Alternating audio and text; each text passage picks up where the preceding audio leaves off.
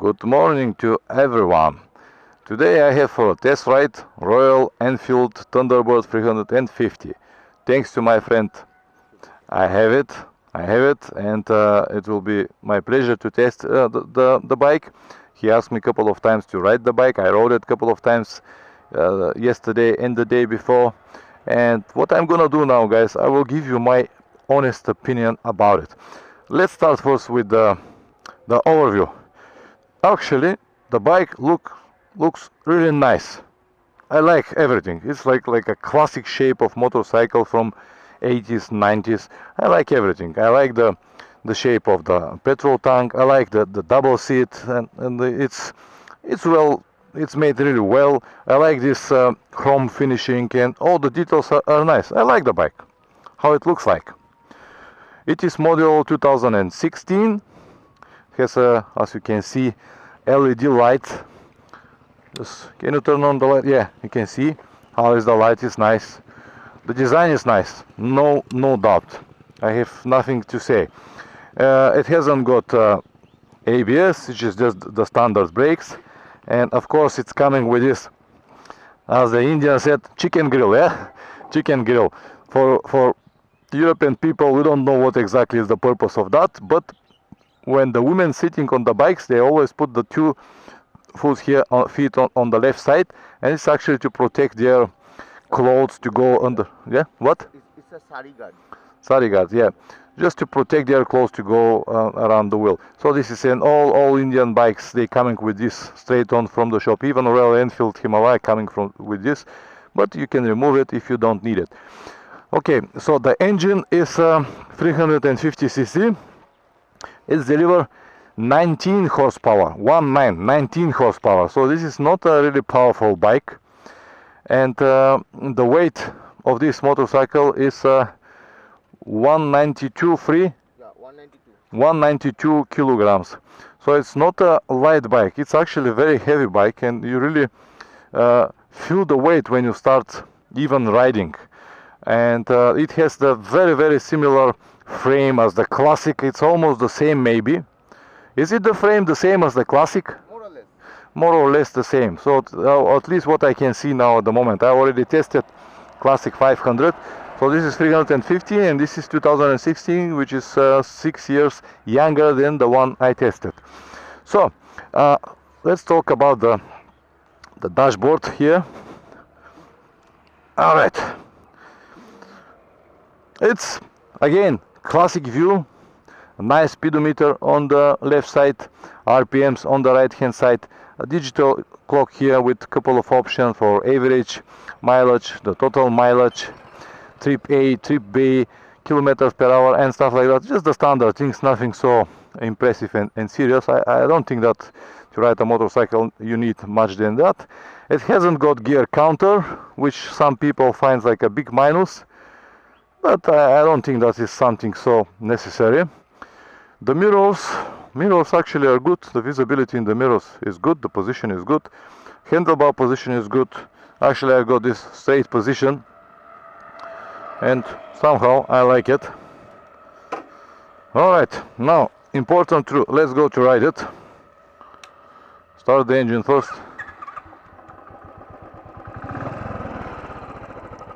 Let's listen.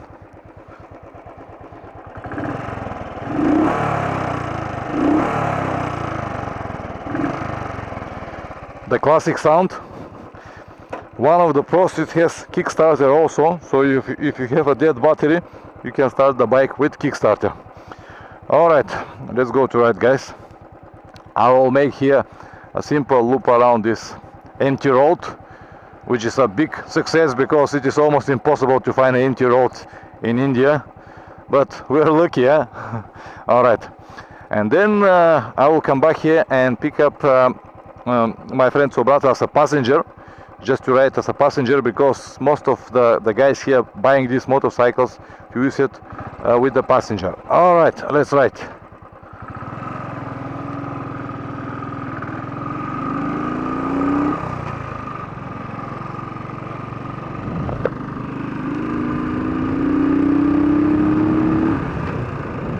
Sound is good.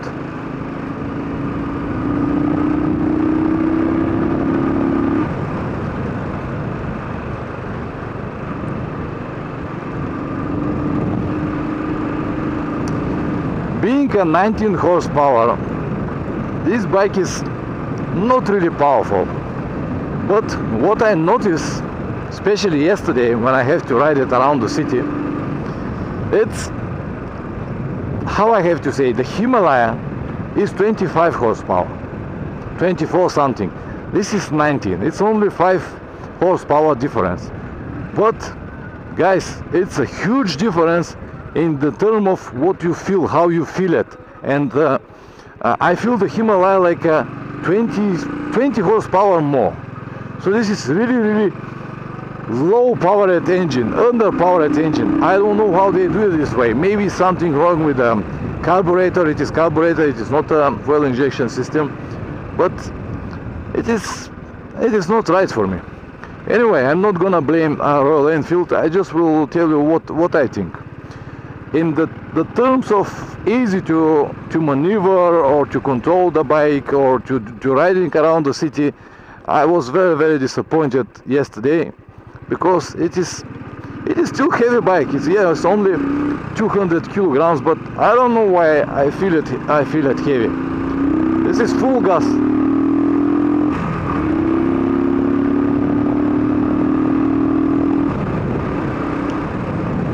All right. Many people will say it's all right, it's okay, but I don't know. It's not the power I was expecting to see from this bike. And again, in terms of maneuvers, it's not that flexible. It's not that easy. Anyway, what I'm gonna do now, I'll go back, pick up Sobrat as a passenger, and we'll see how it's to ride it as a passenger. Another one thing I can tell you, it has such a strong vibrations on any speed. Now I've got only 50 kilometers per hour. It's already vibrate a lot. I doubt that this motorcycle will be able to cruise with more than 90 or 100 kilometers per hour. I think this will be just the maximum of this machine, which is fair enough. But I don't know. Most of the Indian guys, they always said this is the best bike for India. Classic or Thunderbird, Royal Enfield, these are the best bikes. Okay, I agree. But my opinion is that Himalaya, it's 10 times better than this in terms of weight, flexibility, comfort of riding, and many more. It's just not really well made. Again, we see now full power. I twist the throttle and it responds with a second or two delay. On that, let's see, I'm having like 80 kilometers per hour and the vibrations are so strong. I feel it on my knees, on my feet, on my handlebar, everywhere. So 90 kilometers per hour and we're able to fly. I can take off now. Oh man. Okay, so now I'm gonna take my friend as a passenger, and let's see what we can do to ride with a passenger, because most of the guys are buying these bikes to have a passenger, their wife or their friends, whatever. So it's not so easy to do maneuvers. All right, okay, jump, my friend. All right, as I said, I'll try it alone. Let's try with passenger.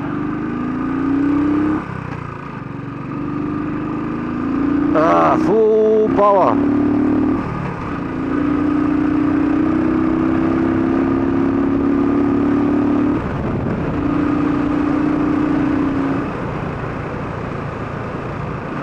Let's check the brakes. Okay, let's say the brakes are okay. Not perfect, but okay.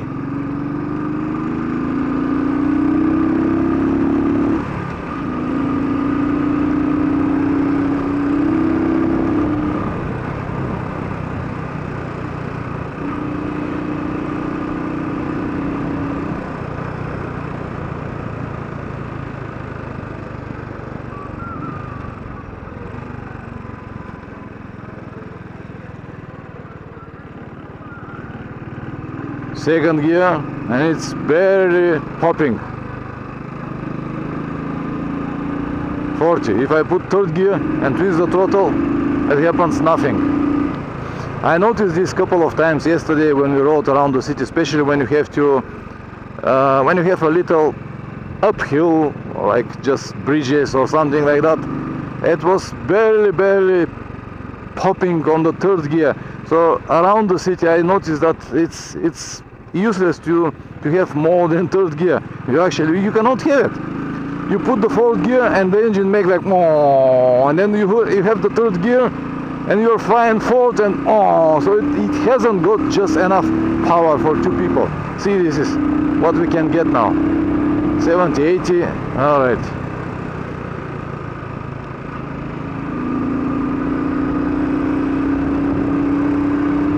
Okay, it's a stable bike, it's all right.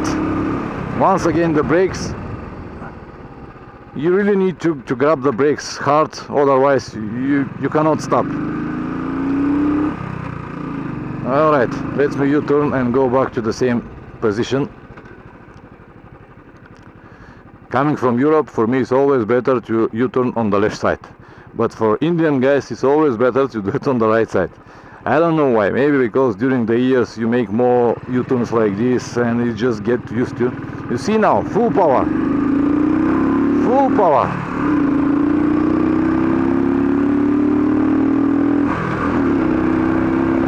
That's everything I can get.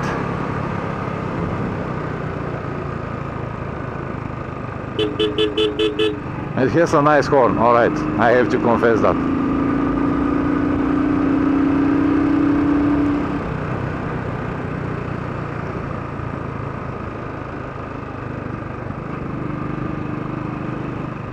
Alright, it was here.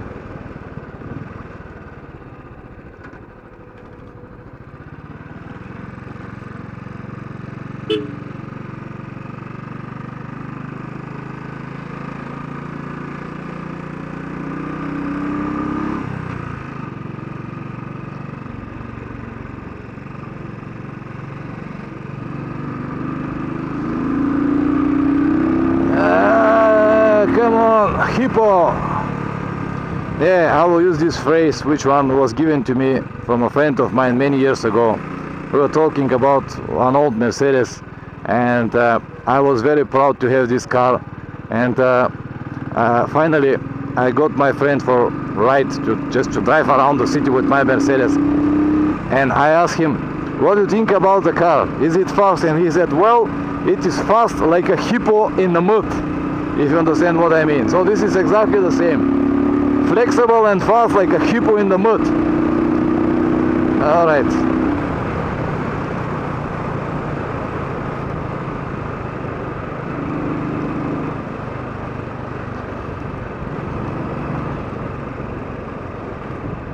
Alright guys, let me U-turn here, stop the bike and tell you my conclusion. Alright.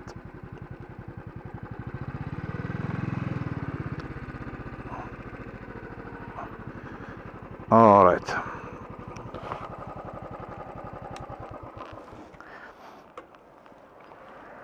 Okay. So, I don't know what exactly is the difference between this bike and Himalaya in terms of prices, but it was like, what is the difference in price between this and Himalaya in dollars? In dollars?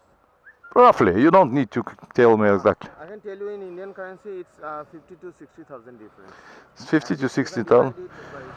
You say, I'll say this is like less than $1,000 difference, less, maybe $500-600 difference between this and Himalaya.